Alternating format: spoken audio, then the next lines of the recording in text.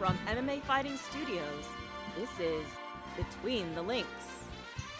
And now, your host, Mike Heck.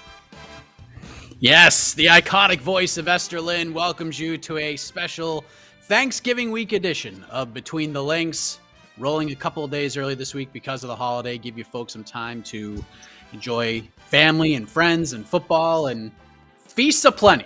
But before we enjoy that time, we have one piece of business we got to take care of. We got one more spot to fill in the semifinals of the BTL Championship tournament. We punched 3 tickets so far. Today we punch a 4th, and the winner will go on to face Jed Meshew in 2 weeks' time for a spot in the finals. A lot at stake here in this unofficial third meeting between these two competitors. Only one of their matchups actually saw the light of day.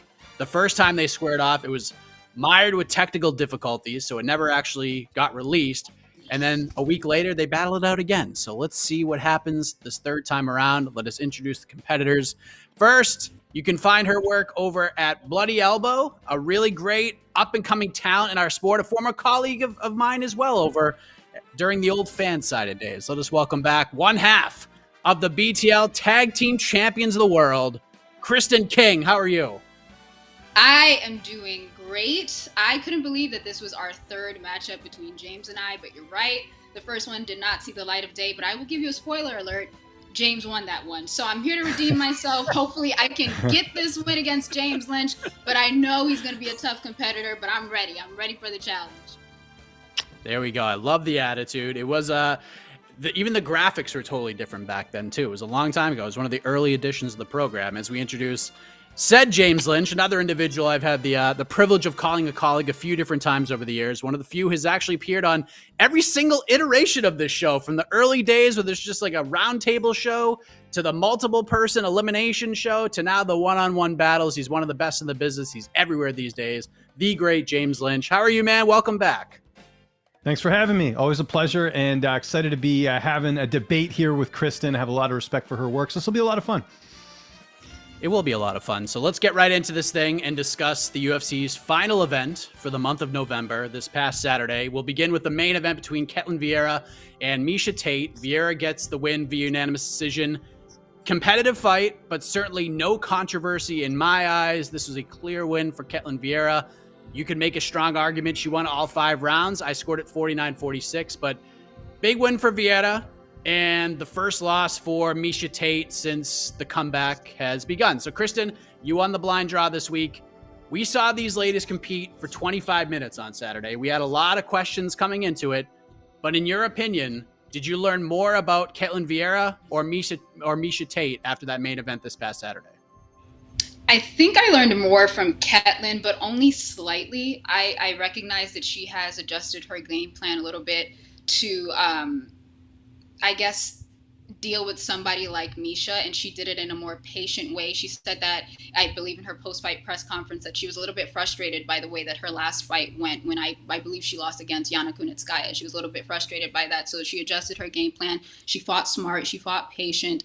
I think she has all the tools to be a potential contender, but there is something that's missing. I don't know. It seemed like there were a few moments in the fight against Tate where she could have really pulled the trigger if she wanted to, and it seemed like she was just there, but she kind of pulled herself back. And I think maybe that was in fear of getting hit with something by Miesha, who she says that her striking has improved. I thought it looked decent as well, but I saw essentially what we already know about Miesha Tate. So for me, Ketlen Vieira furthered her case to be a contender, but there are some minor adjustments that she could do before she's even vaulted into that conversation.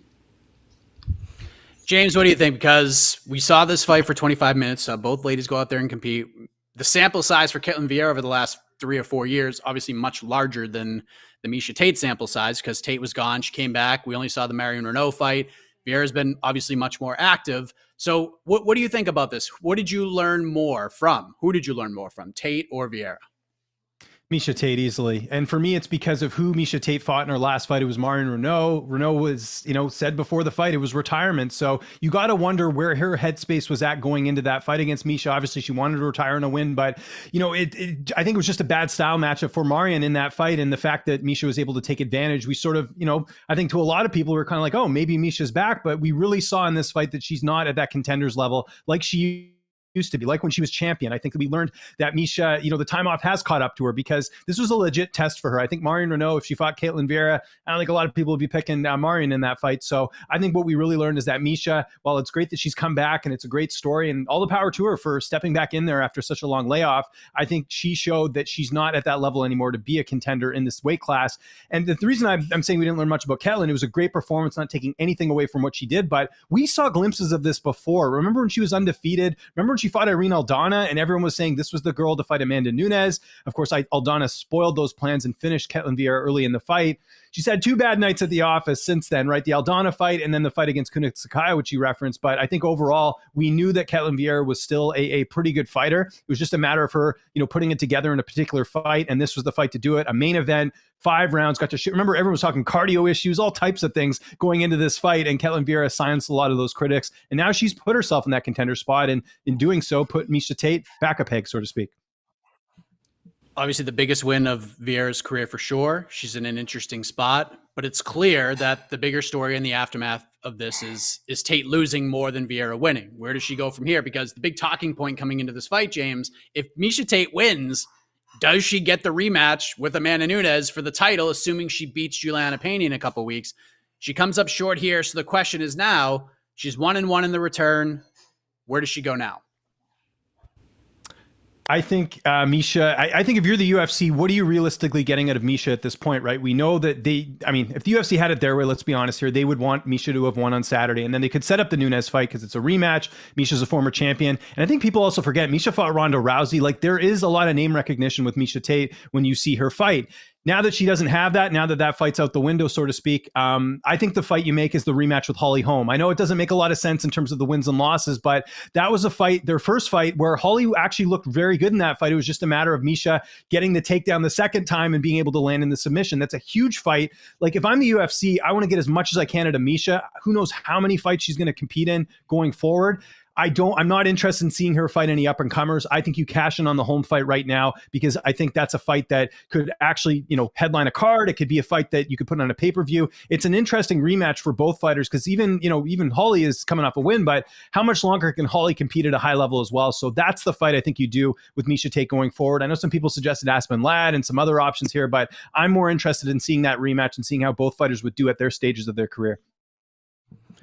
Kristen, Miesha has accepted this loss well, no regrets, onwards and upwards. I like her attitude with this whole thing. She seems like just being back in there, everything she's gone through to get to this point. She's a mom now. Her mind is clear, distractions behind her.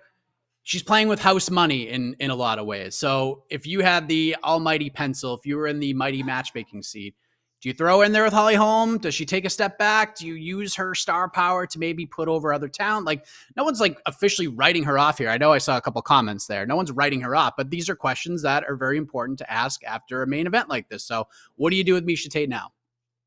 Yeah, I certainly don't want to write off Miesha Tate by any means. I still think she looked good. It was a fairly competitive fight. So I guess moving forward, if she does want to continue to show that she can compete at a high level like she claims she is, there was the whole Miesha 2.0 thing. And if she really wants to live up to that, I say still give her those talents that could test her, that upcoming talent that could possibly test her. And I feel like the seeds are already sown for a fight with Aspen Ladd. I know James doesn't want to see that right now, but I think it would make a lot of sense. Depending on whether or not Aspen Ladd is coming back down to 135. As you guys know, she was at 145 for her last main event outing against Norma Dumont.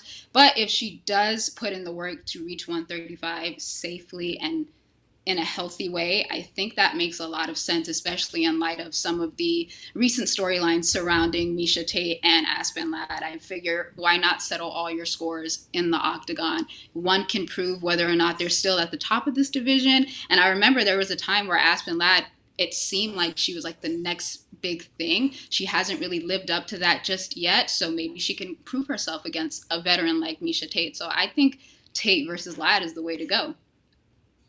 Those seems to be the top two options here. Someone want to jump in? Yeah, I No? don't think Aspen fights at 135 because I just don't think if you're the UFC and you're looking at those last couple weight cuts, even going back to when she fought Jermaine Durandamy, that's got to be concerning. I don't think the UFC wants to go through that again. Every time Aspen Ladd's weighs in, everyone's on pins and needles, just hoping that she makes it and it's not a scary situation. I think she's only technically missed weight a few times, but it's still one of those things, or just the one time I should say. But it's just one of those things where I don't think the UFC wants to risk that. It looks like 45 is a division they're trying to make work here. I think you keep Aspen Ladd in that spot. And also, I should know, because I have it on good authority, that I know Miesha Tate was offered Aspen in the past, and that was a fight that she wasn't interested in. So I don't even know if that's a fight that Aspen's team necessarily wants at this point. So I don't think that happens next. And I also think the UFC wants something different for Aspen going forward in terms of trying to build her back up, because a Miesha Tate fight, even though she didn't get the win on Saturday, it's still a dangerous fight for Aspen to take at this point. Yeah, I mean, Miesha Tate's a name. Throw her in there with anybody. People are going to watch and people are going to care. So obviously there's some options there. We'll see where Ketlen Vieira goes as well. She's kind of in a stalemate position in this bantamweight division. We have to wait and see how things play out. How long is Amanda Nunes going to stick around and defend that title? I don't know. I feel like Tate is the bigger story here. Vieira just kind of stays where she's at. She gets a nice name to the resume, but she doesn't move up all that much considering where this division's at right now. But let's move on to the reaction to the card itself and some tough questions. The point for round one goes to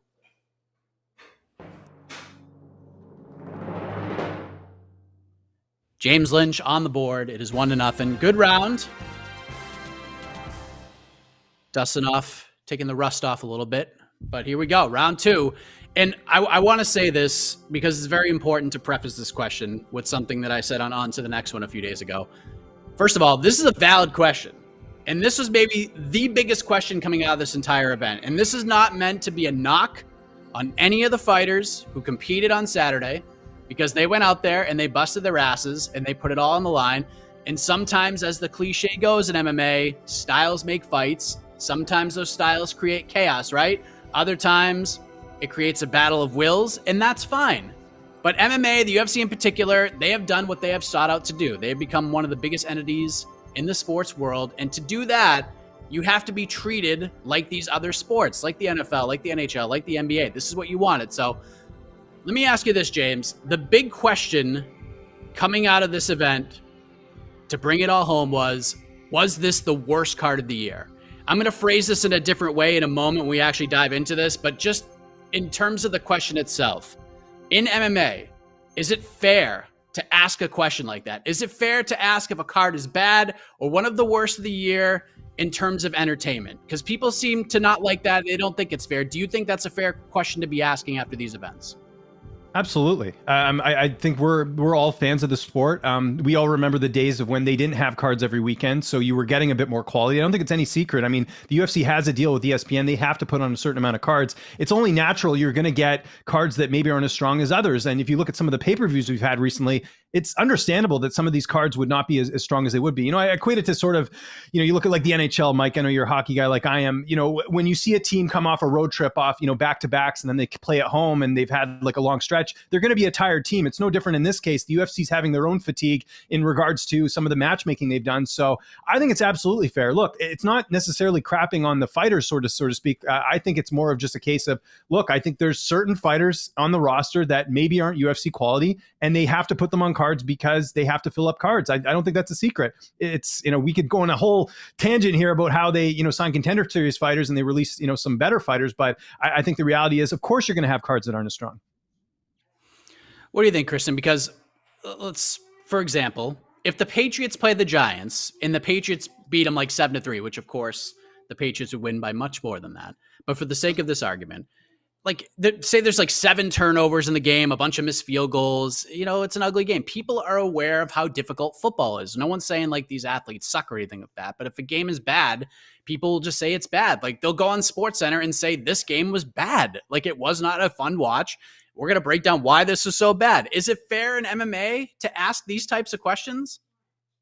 Yeah, I think so. I think it is very valid. Listen, this is coming from someone who I try not to miss a fight card just because I want to be sure that I know what's going on. And a lot of storylines that I give myself to pay attention to, I need to know the answers to those. So I don't necessarily miss a card, but when that card happens and you kind of reflect on what happened, it's kind of like, okay, was that good? Was that bad?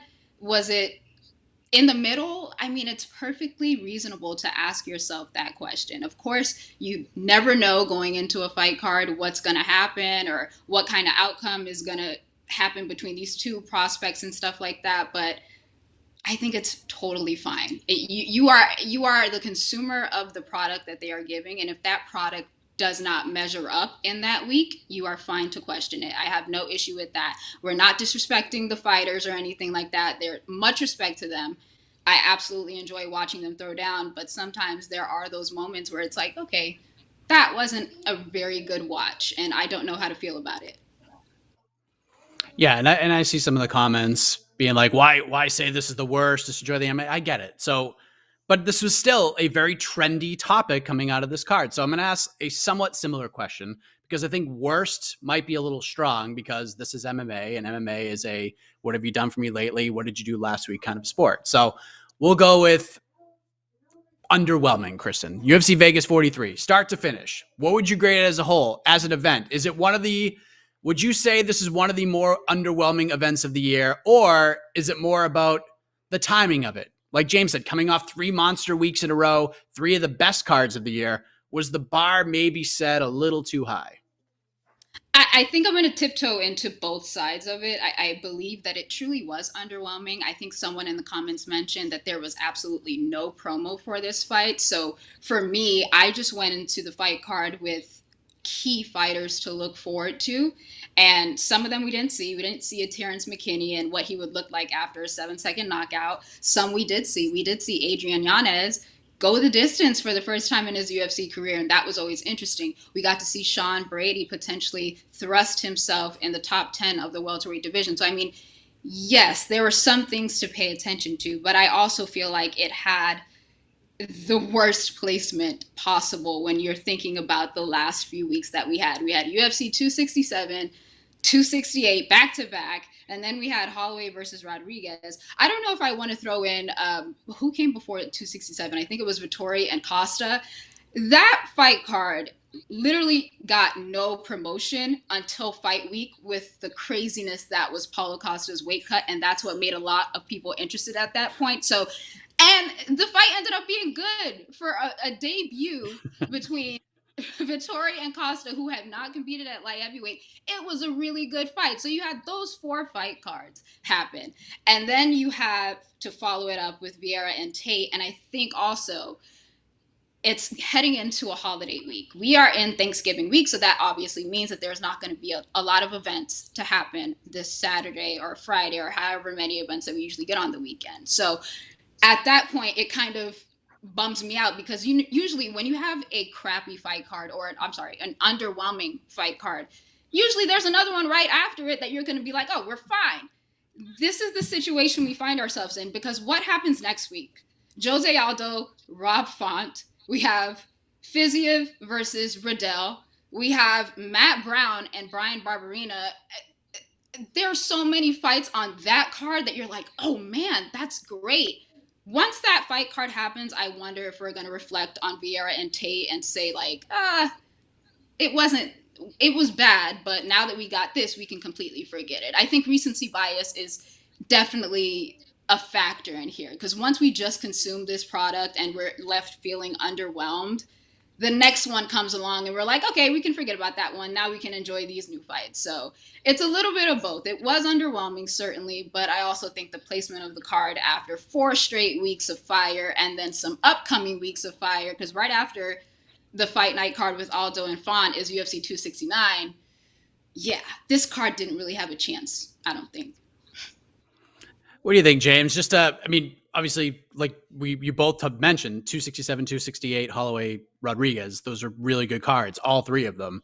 If you put this one like in a funnel, okay, by itself, like put it in a bottle, let it swirl around all by itself, taking the other 3 out of it, what do you grade it? Like if it's just on an island by itself, what do you grade it? I'm Canadian. I can't be that mean or rude. I'll go, I don't know, B, just to be on the glass half full side of things. But I mean, part of it as well is you can put together a fight card that might not be that, really sexy or really grab your attention, but they also there has to be, some action as well. And we had just one finish on that card. I think that also hurt it as well. And it's not a fault of the fighters necessarily. It's sometimes the matchmaking. There's a variety of reasons of why a card doesn't necessarily deliver what it's supposed to deliver. But I also think that you can't really, at the same time, you got to be honest about the product. Look, I think if people want to get upset about, grading a certain card or whatever, you have to get mad at the people who say they aren't even going to watch it. And there's plenty of people like that who say, oh, I'm not watching this. It's terrible. We all watched it. Okay. So we did our part. Now we're allowed to digest it and be honest about it. If you want us to lie about it, we can do that too. But I think people would rather hear the truth. So again, this is not on the fighters. It's more on the fact that the UFC does so many events. You're going to have cards that aren't strong as the others. And you mentioned that card coming up in a little bit. They could have spread the wealth on that a little bit. The fight I don't know if it's on that card or 269, but Jimmy Crute and Jamal Hill's fight coming up pretty soon as well. That's a fight that would have really added some firepower to this card last weekend that, again, I know there's timing and all that. And you brought up a great point as well, Kristen, about the promotion. They got to do a better job of that. I know the fight was moved. It was supposed to be October 16th between Tate and Vieira. But still, you got to get something in there to kind of get, people hyped up. This is emphasize more that this could be a title shot for Miesha. It could be a rematch. I didn't see a lot of that going in. So the UFC's partially to blame for that as well.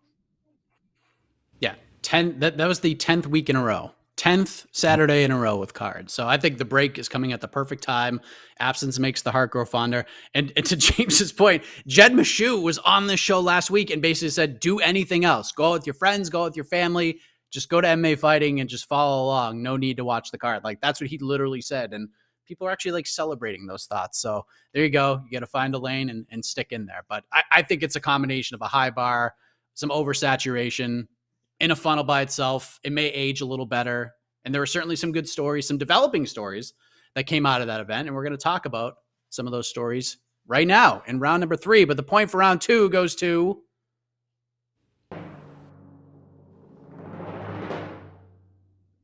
one half of the BTL Tag Champs, bringing the heat with the Candyman t-shirt, Kristen King.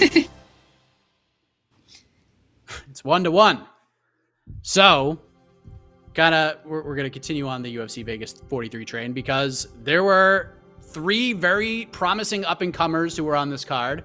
They all picked up big wins on Saturday. They all remained on hot streaks. We have Sean Brady defeating Michael Chiesa in the co-main event. Got a little hairy down the stretch, but he comes away with the biggest win of his career. Taila Santos goes in there and runs through Joanne Wood, drops her multiple times, which not a lot of people can say that they've been able to do, and then submits her in the first round. And then Adrian Yanez kicked off the main card with his 4th straight bonus fight of the night. Tough decision win over Davy Grant, which, by the way, we can't talk about this fight without talking about one of the all-time worst scorecards in MMA history, the 30-27 scorecard for Davy Grant. Absolutely horrendous. But nevertheless, Kristen, before we get into the meat and potatoes of what this discussion is going to be, there was a finish sandwiched between these 2 hard-fought decision wins. But it was 3 different fights altogether. So who impressed you the most on Saturday? Sean Brady, Taila Santos, or Adrian Yanez? I think I'm going to have to go with Taila Santos because it was just, at least not the finish, but the build up before the finish where she dropped Joanne Calderwood twice. Could not believe that. It was completely unexpected for me. So I personally think she had the most impressive win. And she is like a sneaky contender. She is just slowly racking up them wins. And soon enough, I think we're going to have to start talking about Taila Santos as a contender for Valentina Shevchenko. And it's not so far-fetched at this point because you really think about it, maybe 1-2 more wins, she could be there. That could be a fight to happen in 2022. And I wouldn't be upset about it as long as Taila Santos continues to look impressive. I mean, she beat someone who was a would-be title contender. There was a time where Joanne Wood, she's married now. Joanne Wood was set to challenge Valentina Shevchenko for a title shot. That didn't happen. I believe it was an injury on Valentina's part. So JoJo said, I still want to fight. So let's pair me up against Jennifer Maia. And what happened? She lost that fight. So she was there. She was at the cusp of a title shot. So for Taila Santos to just completely blitz through her like that Taila Santos has my respect. Taila Santos is probably going to be one of those contenders and potentially a title challenger by this time next year. James, what do you think? Because you look at things from even a betting perspective, right? Like the Chiesa Brady fight was the closest line fight of the three. Yanez was a massive favorite. Even Taila Santos on short notice was a massive favorite over Joanne Wood. I actually thought she should have been a bigger favorite. No disrespect to Joanne Wood. I just thought her style compared to Joanne's, it was just a bad recipe for Joanne. But Brady comes in against the number 6 guy, gets the win. So of the 3 performances, which one impressed you the most? I have to agree with Kristen. I'm going with Taila Santos as well for a couple different reasons. I actually picked Joanne Wood, and it's not just because I picked her ahead of the fight. I couldn't believe the odds were so spread out, because one of the things with Santos going into that fight was the level of opposition she fought leading in. I mean, she had some wins, over like Jillian Robertson, fighters that aren't really considered contenders, but Joanne Wood has been in there with some of the best. A lot of title challengers. Her last opponent was a title challenger in Lauren Murphy, Joanne Wood that was. So I know she was the biggest betting favorite out of the 3. I think the closest one, like you said, was Brady and Chiesa, and then you had Yanez winning as well. The thing that was so impressive to me was the fact that she dropped Joanne Wood in the fight. And, Joanne Wood's a very good striker. She's been in there and with some of the best. And she's also someone that has, been pretty durable throughout her career. I know she has a few submission losses to, I think, who is it? Marina Rose, and there was Andrade as well. But I think in general, we hadn't seen that happen too often. Maya's another one that finished her as well. But to me, it was just the way that Santos just sees this opportunity. And I think the other thing we got to look at as well is the division, right? Brady beating Michael Chiesa is great, but it's a stacked division. So I don't know how much it's really going to move him up in terms of, where he's at. He is undefeated, but I don't think it means too much. With Yanez, he's just going to get into the rankings with that win, I would think. But if you look at Santos, like the fact that she beat Joanne Wood the way she did, if Joanne Wood did the same thing to her, she's automatically getting that title shot. I don't think it's out of this world to say Santos fights for the title next. To me, there's just a few other contenders. There's Manon Furio. There's also Andrea Lee, who got a big win over Cynthia Calvillo. And you've got Jessica Andrade hanging out there. I don't think she's going to get a title shot because she just fought recently, but for the title. So I think you could make a strong case for Santos with what she did on Saturday. So to me, even though she's the biggest betting favorite, it's how she finished the fight and how she sees that opportunity that puts me as the big winner on at UFC Vegas 43. Now, all 3 of these fighters have bright futures, as we've all alluded to. They have very high ceilings, but how high are these ceilings, and how quickly can these ceilings be reached? So, James, in your opinion, and I agree with you, you could throw Taila Santos into a title fight right now, and no one would bat an eye about it. Of course, I don't know if the UFC is going to be so keen on that. Maybe they got other plans. Maybe we run the trilogy with Amanda Nunes, because Valentina was spitting some hot fire in the MMA hour about that idea, but in your opinion, right now, not who's got the best chance of fighting for the title, which of these 3 fighters, Brady, Santos, or Yanez, has the best chance to become a world champion and do it first? I'll go Santos. I know that's crazy to say, but to me, it's just the fact that I think at some point, Valentina, at some point, something's got to happen here, and I think if you look at welterweight right now, Usman's, dominating. Maybe there's a new champion there that could potentially happen. I just think with Brady, like, he showed a bit of weakness in that 3rd round against Chiesa, and to me, it wasn't a flawless performance. Yanez, same thing. Like, he went the distance in the fight. I know Davey Grant's one of those guys that, on paper, you think you're going to beat him, and then he comes out and knocks you out like Jonathan Martinez. But I think in general, it's just, I think Santos really, just with her age and everything else, I think there's so much potential for her to potentially go out there and get it done as a title challenger. So I'm going to go with her. Maybe recency bias here, but I guess they were all on the same card. But in general, I think Santos has the best shot. What do you think, Kristen? Because tough waters to navigate for all 3, if we're being honest, especially with Shevchenko being the world beater that she is, Kamaru Usman being the top pound-for-pound fighter on the planet right now. Those are 2 of your champions. And then 135 is just an all-out deep water shark tank that is just keeps coming and coming and coming, and the challenges are going to get tougher and tougher and tougher. So which of these 3 fighters do you think has the best chance of becoming a world champion first? Brady, Yanez, or Taila Santos? Yeah, I hate to do it, but I'm in agreement with James. Let me just say, I absolutely hated this question, because when I think about the future right now, I can make a case more for Santos, but when I think about who the champion is, it just seems like, okay, she could have a shot, but knowing who Valentina Shevchenko is, it could be very difficult. I would have chosen Sean Brady had it not been for that 3rd round against Michael Chiesa, because there left some things to be desired for me personally. I'm very high on Sean Brady and what he brings to the welterweight division.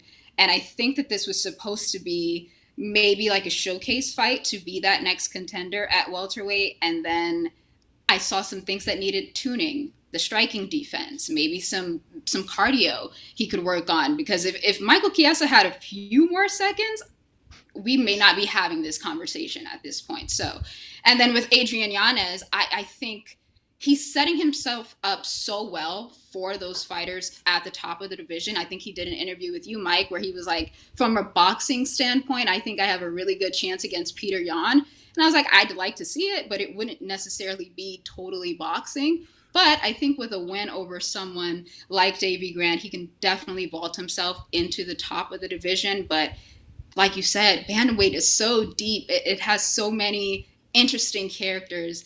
And I think it could be a little bit longer for him. So I have to go with Taila Santos. Yeah, it's a real interesting conversation to have right now because I like Brady's approach.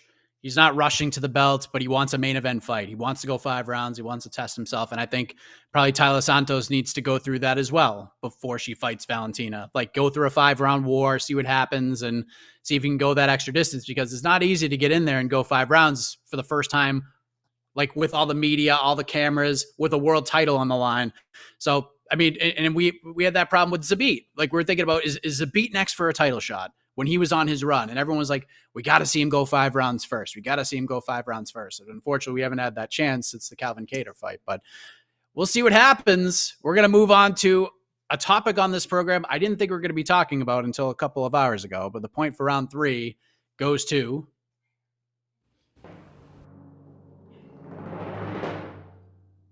got to give it to Kristen. I didn't think we'd have so much agreement on this program, but here we are. Let's move ahead to this topic. I can't believe this is a thing, but happy Thanksgiving, everybody. So if you missed it, just to lay down the groundwork, because I know it's the holiday season. So Twitter has been Twitter over the last 48 hours or so. Nate Diaz likes to jump in when he can. He's very smart, very prolific when it comes to his social media entries. People are going to write headlines about it. He's very smart with that. So he goes in, takes a shot at Jake Paul on Twitter, mostly for beating Ben Askren. Beating a wrestler, if you will.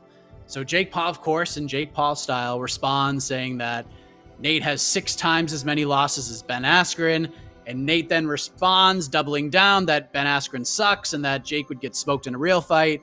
Now, that's, I guess, kind of interesting in its own way because both those guys create a lot of buzz for some reason. But things got much more interesting when Ben Askren finally gave his thoughts on the proceedings, and we were waiting for it. He didn't let us down. He took to Twitter and said, quote, Nate is right. I suck at boxing. He sucks at MMA. If he wants me to prove it, I could be in the USADA pool tomorrow. Would be happy to be the last fight on his contract. James, did this exchange, most notably the response from Ben Askren, did this get you excited in any way? No. I mean, you're seeing 2 fighters that are, I mean, especially in Askren's case, I mean, you saw that Jake Paul fight, not in shape. He's had obviously hip issues. Like we're not even getting the Ben Askren that was, fighting Masvidal at this point. We're getting a Ben Askren that's taken a lot of damage throughout the years and it's finally caught up to him.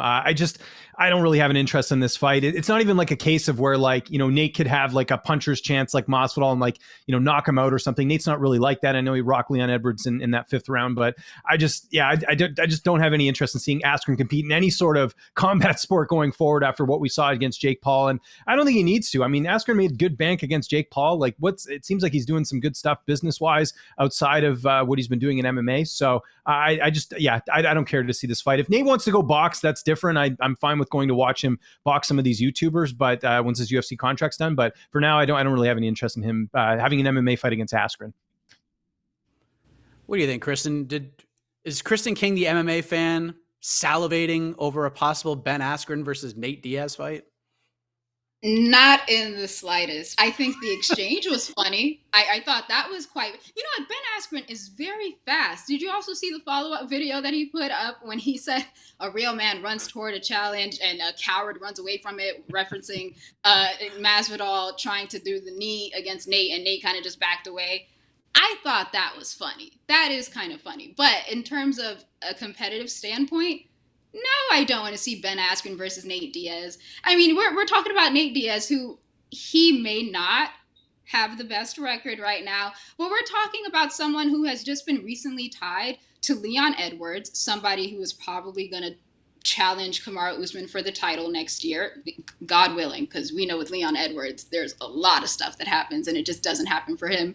There is Vicente Luque, who directly called Nate Diaz out, and for a minute there looked like there could be a fight between those two.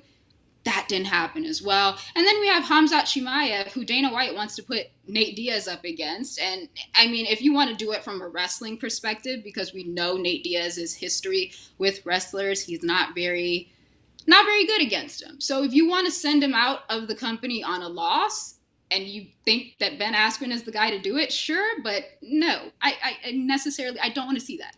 Don't want to see it. Don't need it. His last fight was what, 2019 against Damian Maia?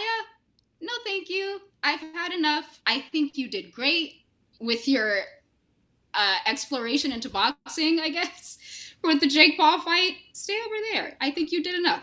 You did enough. We don't need to see it again. All right, and we understand what Ben Askren's approach was to that fight. It was to get paid. I mean, the guy just had back surgery and he's going into a boxing fight, and we saw the shape he was in. He got in enough shape to make it to the scale and make it to a fight, and that's that. But I guess nobody really wants to see it here. But let's put ourselves in the UFC's shoes, Kristen, because like you said, Nate has one fight left on the deal. You could, like you said, go the pro wrestling route, give Nate a Chimaev, an up-and-comer, to try to get that up-and-comer over perhaps, or you can just go crazy and book a crazy fight between two guys who can promote the hell out of it, and you can sort of milk whatever is left out of both of these guys in the MMA space, because there is a lot of money to be made outside of the UFC if you're Nate Diaz. So if you're the UFC right now, are you sitting in Dana White's war room office with the big Art of War sign, a book he's never read, by the way, because he's done interviews saying he's never read it? Are they in this room pondering this idea? Are they getting on the horn with Ben Askren right now to see if he's actually serious about diving back into this USADA pool? I would hope not. That'd be one wasted phone call. I don't think that they're going to tap Ben Askren for the task of dealing with Nate Diaz at this point. I think the UFC and the rest of the UFC brass kind of have their minds set up on what they want to do with Nate Diaz. And remember, Dana White is the same person that says Nate has to question whether or not he still wants to compete against these guys at the top of the division. So to go completely opposite of that and then pair him up with someone who hasn't fought in an MMA setting since 2019. That would be ridiculous. That would be absolutely absurd. And I highly doubt that Dana White saw Ben Askren's tweets or series of tweets and said, you know what? Let's give him a shot. Let's put him back in the USADA pool, and he's going to take on Nate Diaz. No thanks. James, you seem to be on the same page. You don't think there's any chance they're on the horn with Askren's people right now, trying to heave one of those USADA exemptions at him, trying to move this process along to try to make something happen? Do you think, is this a 0% chance? Or, I mean, we've seen the UFC do some crazy things. Is this a 0% chance that they're even thinking about this? I'll say 0.1%. Remember, Ben technically owes Dana some money because I think Dana bet on him in that Jake Paul fight, right? So he didn't exactly live up to his end of the bargain of getting the fight done. But no, I think honestly, like, I think you saw what the UFC thought of Ben Askren after losing to Masvidal. Like, if they had any idea that he was any sort of a draw, you're not booking him against Damian Maia. To me, that was just a sign that, look, we got what we needed out of you. You made Masvidal a star, which I think people forget about that. If that fight never happened, Masvidal doesn't get the BMF title, etc. But still, like, I think that I don't think the UFC values Ben Askren as a commodity. And also, like, I don't think the fans do either. Him losing to Jake Paul, like, Askren, who's a pretty active guy on social media, went pretty silent after that fight, and for good reason. I mean, if he didn't lose enough stock as it was losing to Masvidal, he lost even more losing to a YouTuber. So I just think the UFC looks at this and they're just going, it's good for them. They're having this war, but like on Twitter, but I just don't see this as a possibility at all. I think for Nate's last fight, I've always said this, the Diaz brothers, in my opinion, are trying to get out of their contracts. They're trying to go and box these YouTubers because they're looking at some of the money that's being made over there. And they're like, hold on a second here. I'm fighting in the UFC. I'm not getting paid nearly as much. And I still got to fight really good guys. I can go fight a YouTuber. So I think for Nate, I think UFC knows he wants out. I know obviously they want to get something out of him. There's lots of things you can do with Nate Diaz, but Ben Askren would be very low on the list here. Tony Ferguson, why not do that fight? Get Tony to come up to 170. Ferguson's on a bit of a skid as well. That would be a fun fight and a fresh matchup for the fans. That's the type of fight you should make for Nate Diaz because it has zero impact on either division, and I think that's the way you got to go. Do you like that idea, Kristen? Do you like Nate versus Tony, or do you like something else for Nate on this final fight? I love Nate versus Tony. I think that's a phenomenal fight. I think it's been a while since we've seen Tony. I think his last fight was the Justin Gaethje fight, and there was a lot of scary moments in that. So we do want to make sure that Tony Ferguson is fully recovered from that fight and the damage he sustained in that fight. But if he does come back, I'm more than happy to see him versus Nate. If you want to throw a curveball and just finally complete the trilogy between him and Conor at some point, because a lot of people have been asking for that, and I find it hard to imagine that they're not going to capitalize on that, especially with this being Nate's last fight on his recent contract. Conor needs a win. I could see that happening again, but I think Nate versus Tony is the way to go. But if you want to go a little bit more outfield, I guess you can do finally Diaz versus McGregor 3, because they've been clamoring for that for years and nothing has really come of it. So that would be also a good pick. It's a good house money fight, unfortunately. Quickly, just got to mention this. Hate to interrupt being the rude Canadian, but Tony fought Dariush, and then he fought Oliveira before that. So he's actually, if you remember, Ferguson actually fought back in May. So I know it seems like an eternity because we haven't seen him earlier this year. But either way, I think it adds even more to the fact that Tony's not what we thought he was at this point. And I think injuries and age have sort of caught up. Sorry, I just had to mention a little tidbit. Yes, I was actually about to say the same thing, but it's okay. I like the fight. It's a house money fight, and people will care about it, and people will watch. Yeah. It's a co-main event for any card, and I think people would be excited. As people will be excited to find out what happened in this fourth round. Point for round 4 goes to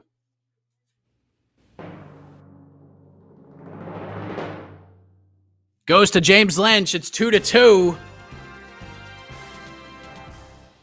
And in a shocking revelation here on Between the Links, we're going to the knockout round. All right. One question decides it all. Each participant will have the opportunity to take 1 minute to answer the question. Once that is done, we will turn it over to the most powerful man in MMA media, the judge, the jury, the executive producer, E. Casey Leiden.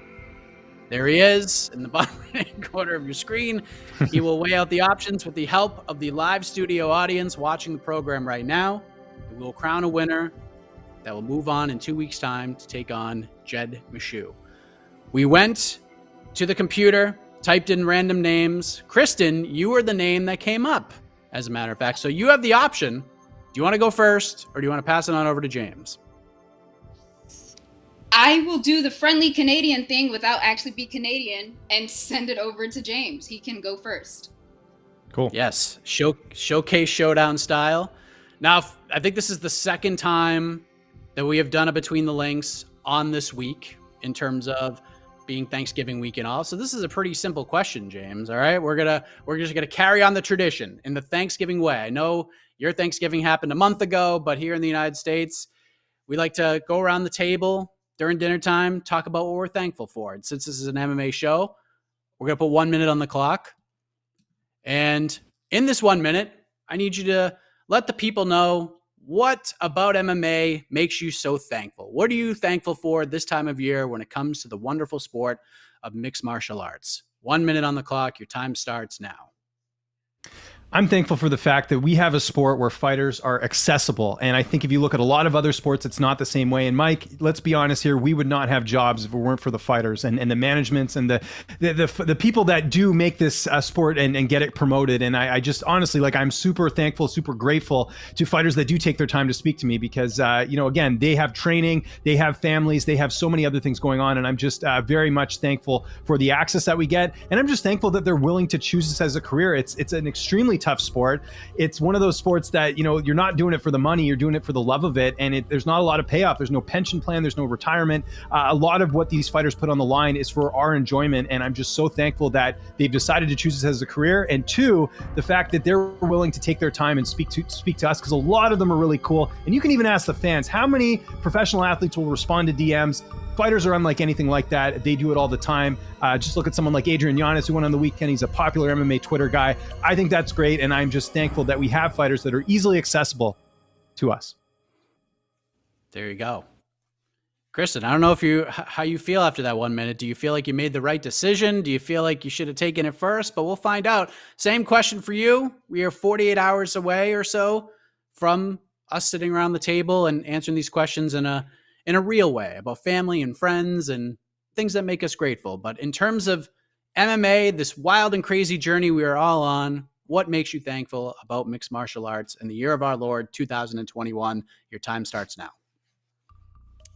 I am thankful for the overall growth of the sport. I feel like there was a time, probably not when I was born because I am still fairly young, but there was a time where mixed martial arts was not available for a lot of things. I mean, you had to rent out these videos on like VHS and stuff like that if you wanted to watch mixed martial arts. Now, there is an embarrassment of riches when it comes to fighting, when it comes to fighters. There are so many different promotions, so many different spotlights to be shown on a lot of these fighters, and we get to see that on a regular basis. I absolutely love going into a fight card knowing that there are so many storylines that I can follow, and it keeps me interested as a fan. And to know that I have several options.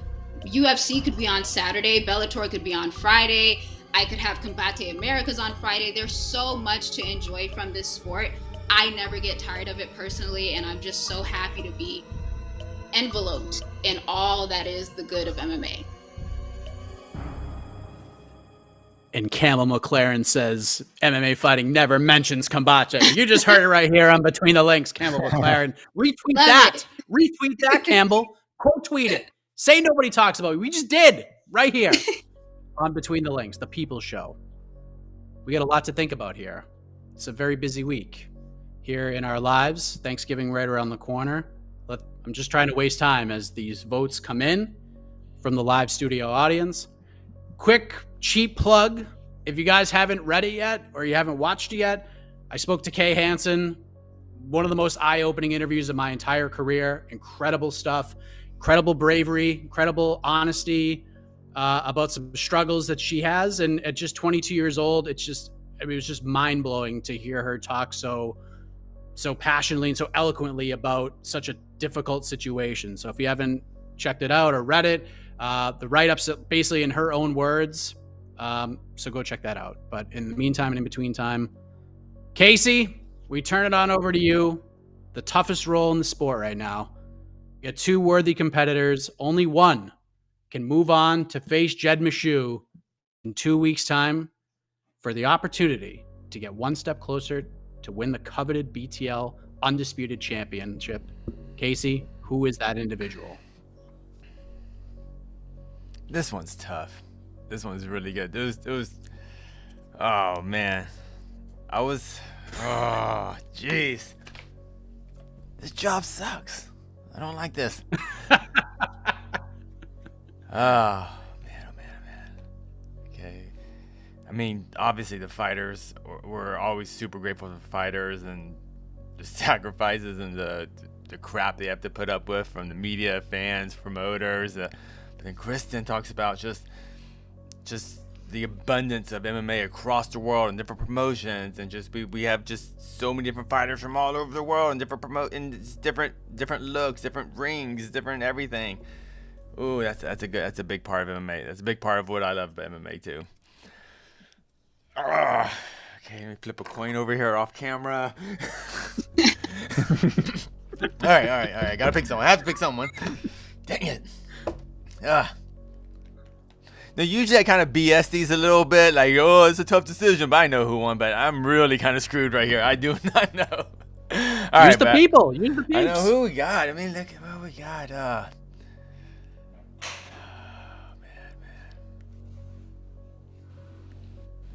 Yeah, most people are saying it sucks to be Casey right now. Yeah, all right.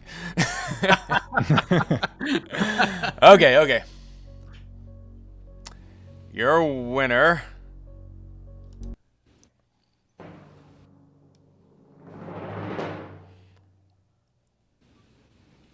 Her O has got to go. Kristen King now on the board with one win now. You're back, baby. Wow. Unbelievable. It was tough. I didn't, I'm sorry, James. Like, I don't know. It's okay. I think you knew that because I'm Canadian, I'm not going to get mad. Yeah. So easiest choice. Kristen would cause a stink. Let's be honest here. Come on. I thought you were gonna pull the old draw card. And I wanted to do a draw. I wanted to. It was a tournament. I can't do no draws. Like I thought you were gonna set up a triple threat all good. match. You have the power, Casey. You're in a power. I'm just gonna call you Tony weeks from now on. That's okay. Oh, fair enough. It's harsh, but hey. Oh man. That's a jab. That's a little jab. No, that was an overhand right. That wasn't a jab. That was overhand right, but Yeah, a little bit. Yeah. Silent jab. Yes, Kristen. You know how this works. You get 30 seconds to talk about whatever it is you want to talk about. Maybe you want to take this time to send a message to one Jed Miesha, who you're going to share this virtual arena with in 2 weeks' time. Yeah, well, first we'll get to that. But first I want to say I am more than happy to share a win with Mr. James Lynch, somebody I just admire. And this was great. I love our dialogue. I am happy to do this. I'm happy to get a win against someone I respect so much. So thank you for the challenge, James. It was honestly such a pleasure to do this.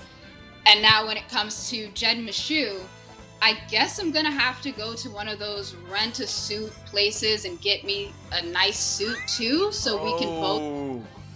I don't know. It was giving very much Men in Black, so maybe I should join Jet and dress for the job that I want, and that is to take you out so you do not reach a final. I know you're looking past me. I know you're looking past everyone else, and you want Phoenix, but you got to get through me first, and I am up for that challenge. So I look forward to it, Jed. I really do.